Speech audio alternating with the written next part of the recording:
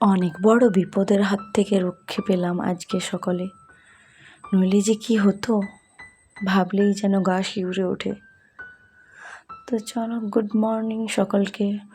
সবাই কেমন আছো? আশা করি সকলে বেশ ভালো আছো, সুস্থ আছো।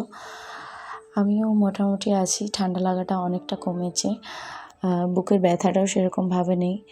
তো ভিডিওটা আজকে শুরু করছি মোটামুটি 7:30টার থেকে। তো সব কিছুই তোমাদের সাথে শেয়ার করব, প্রথম থেকে শেষ পর্যন্ত ভিডিওটা সাথে থেকো, স্কিপ না করে ভিডিওটা দেখতে থেকো। আর যদি ভিডিওটার কোনো জায়গা ভালো লেগে থাকে তো অবশ্যই চ্যানেলটাকে সাবস্ক্রাইব করে লাইক করে দিয়ে কমেন্ট করে অবশ্যই জানিও যে ভিডিওটা কীরকম লেগেছে। তো চলো, সকাল সকাল ওঠার পর অনেক কাজই হয়ে গিয়েছে। তো কী আর বলবো, আজকে যা হয়েছে মানে বলার নয়। ভগবান পাশে আছেন, হয়তো সহায় আছেন, তার জন্যেই এত বড় বিপদটার হাত থেকে রক্ষে হয়েছে আজকে। তো সকালেই চা টা খাওয়া সকালের কমপ্লিট। তো চিকুকে ওদিকে আমি চা দিয়ে দিয়েছি। আর ভাবলাম যেহেতু একটু হাতে টাইম রয়েছে তো গাছগুলোরও একটুকু যত্ন করে নিই। জল দেওয়া হয়নি, যে কি বলবো, 2 দিন হলো ভালোভাবে জল দেওয়া হয়নি। তো গাছগুলোতে জলটা ভাবলাম আগে সকাল সকাল দিয়ে নিই। তো গাছগুলোর যত্ন একটু করার পর এই যে এক কাকিমা এসেছিলেন, ওই শামুক বিক্রি করতে আসেন আমাদের এখানে এইরকমভাবে। তো চিকুর আর চিকুর পাপার শামুক খুব পছন্দ। তো শামুক নিয়েছি মোটামুটি 300-র মতো। তো কী বলো তো, এটা নিলে তো আর হয় না, এটার পিছনে অনেক খাটুনি, অনেক পরিশ্রম করতে হয়, আবার ছাড়ানো। বাট ওই যেটা কাঁটা বা তোমরা কি বলো জানি না, ওই যেটা খোলা টাইপের থাকে ওটা অনেকটাই থেকে যায়। তো এখন লবণ দিয়ে হালকা মেখে রেখে দিয়েছি যাতে ওই যে বাকি যে খোলাগুলো লেগে আছে ছোটো ছোটো, যাতে ওর গায়ের থেকে ছেড়ে যায়। আর সত্যি বলতে ভালোভাবে রান্না করার পর খেতে ভীষণ ভালোই লাগে। আমার খুব একটা পছন্দ নয়, তো চিকুর আর চিকুর পাপা বেশি পছন্দ করে এটা, আর বাবা মাও পছন্দ করে। তো আজকে ভেবেছি যে শুধু পেঁয়াজ দিয়েই করব, একটু বেশি করে পেঁয়াজ দিয়ে সর্ষে পোস্ত দিয়ে, তো পুরো চিকেনের মতো করেই করব। তো খেতে ভীষণ ভালো হয়। তো তার জন্য ওটাকে লবণ দিয়ে এখন ভিজিয়ে রেখে দিয়েছি। আর এদিকে বেডশিট বা ওই তোমার যে পিলো কাভারগুলো রয়েছে ভীষণ একটু নোংরা হয়েছে। তো ওইগুলোই আগে একটুকু কি বলবো, গরম জল করেছি হালকা, আর সাবান গুঁড়ো দিয়ে ওটা আগে ভিজিয়ে দেবো। কারণ পুজোর কটা দিন কি বলবো, একদম ধোয়া কাচা এই বেডশিটগুলো করাই হয়নি সেরকম। হালকা আমি ধুয়ে দিয়েছিলাম। এখন বাড়ি যেহেতু খালি কেউ নেই সেরকমভাবে, সকল অতিথি সব চলে গিয়েছে, তো ভাবলাম ভালোভাবে এরপর ক্লিনগুলো শুরু করা যায়। আর কি বলো তো, পুজোর আগে যেরকম জামা কাপড় পরার এত রেডি করার থাকে, পুজোর পরে কিন্তু আরও বেশি খাটুনি থাকে। সবগুলো কাচা ধোয়া করে আয়রন করে ভালোভাবে রাখার একটা আলাদা থাকে। তো সেই সব কিছু কাচা ধোয়া অনেকটাই হয়ে গিয়েছে, তোমাদের সাথে শেয়ার করব যখন আলমারিতে রাখবো গুছিয়ে বা আয়রন করব, সব কিছুই তোমরা দেখতে পাবে। তো আজকে মোটামুটি ওই যে দেখো বেডের উপর রাখা রয়েছে, ওগুলো সব কাচা ধোয়া করে এখন আপাতত ওই যাতে ধুলো না বসে তার জন্য ব্যাগের মধ্যে রেখেছি, দিয়ে আয়রন করব আর গুছিয়ে সুন্দর করে রাখবো। তো কী বলো তো, কয়েকদিন মনটা খারাপ লাগছে। এই গাছটা দেখছো, অপরাজিতার গাছটা, জানি না কেন মরে যাচ্ছে, ওই পাতাগুলো ঝরে ঝরে হলুদ হয়ে হয়ে পড়ে যাচ্ছে। তো ওইগুলোই কি বলবো, একটু ফেলে দিচ্ছি। আর তোমার ভাবছি যে গাছটাকে কী করা যায় সেটা নিয়ে। আর যেটা তোমাদেরকে বলছিলাম, বলো তো সকালে আজকে হঠাৎ কী হয়েছে জানো, আমাদের বাইরের যে ওই যেগুলোতে কাপড় শুকোতে দিই যে তারগুলো আছে, লাইলন ঠিক নয়, ওটা কি বলবো, স্টিল বা টাইপের যে মেটালের তারগুলো হয় না কাপড় বাঁধার জন্য, রাখার জন্য, শুকোতে দেওয়ার জন্য, ওইগুলো হঠাৎ করে জানি না কী হয়েছে পুরোটাতে আর্থিং হয়ে গিয়েছে পুরো। বাইরে অতগুলো 6টা-7টা তার রয়েছে, তো যে ওগুলো কী হয়েছে সবগুলোই কারেন্ট হয়ে গিয়েছে। কী করে হয়েছে সবই বলছি।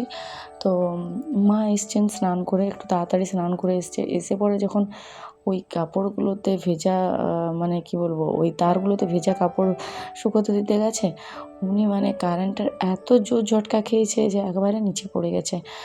তো প্রথমবারে মা বুঝতে পারেনি কী হয়েছে, আবার উঠে দিতে পুরো যেন ধরে নিয়েছিল। আমি তো ছুটে গিয়েছি, চিকু দেখতে পেয়েছে, তো আমি সঙ্গে সঙ্গে হ্যান্ডেল নিয়ে নামিয়েছি। তো একটুকু মানে একটু নয়, বেশ ভালোই লেগেছে। তো সকাল সকাল চিকুর পাপা ওই মাকে নিয়ে একটুকু ডাক্তারের কাছে গিয়েছে। হাতটা বলছে একটু নড়াতে অসুবিধে হচ্ছে, ডান হাতটাতেই বেশি লেগেছে।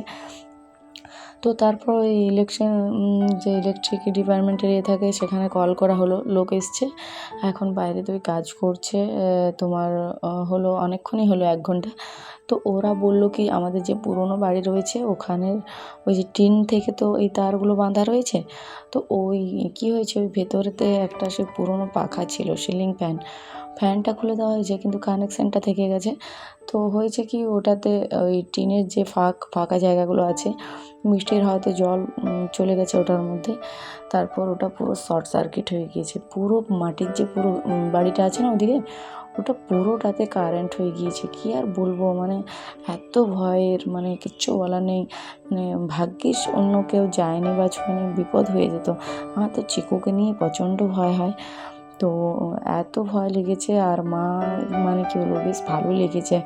এত জোরে কারেন্টের শর্ট খেলে মানে কি বলবো, তাও ঠাকুর সত্যি সহায় যে সেরকমভাবে কোনো বিপদ বা অঘটন হয়নি। তো এরকমভাবেই তুমি সাথে থেকো, পাশে থেকো আমাদের। তো আমি তোমাকে ভীষণ মানি।